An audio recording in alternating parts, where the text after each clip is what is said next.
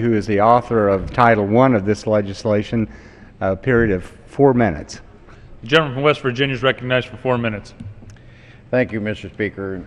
Mr. Whitfield, I rise today in support of H.R. 2126.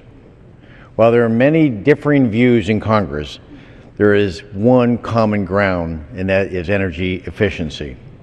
Finding ways to use energy more efficiently is simply common sense.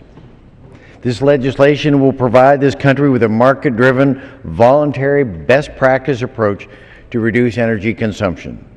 It's an area where Republicans and Democrats can work together efficiently. That's why Peter Welch and I have developed a wonderful working relationship and developed an issue on energy that crosses this and other pieces of legislation. As one of just 2 engineers in Congress, and having spent nearly 50 years in the construction industry, I understand what steps we need to take to make our buildings more efficient.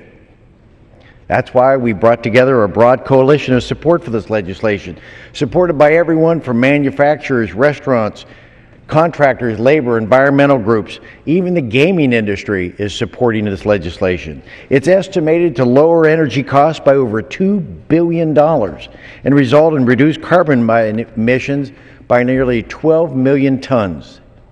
It helps move our nation closer to energy independence.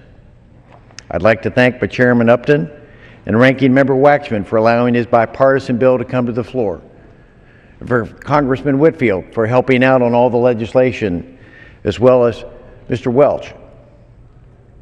Engineers know how to make buildings operate more efficiently. Maybe our next step would be to make Congress run more efficiently. I urge all my colleagues to support this bipartisan legislation.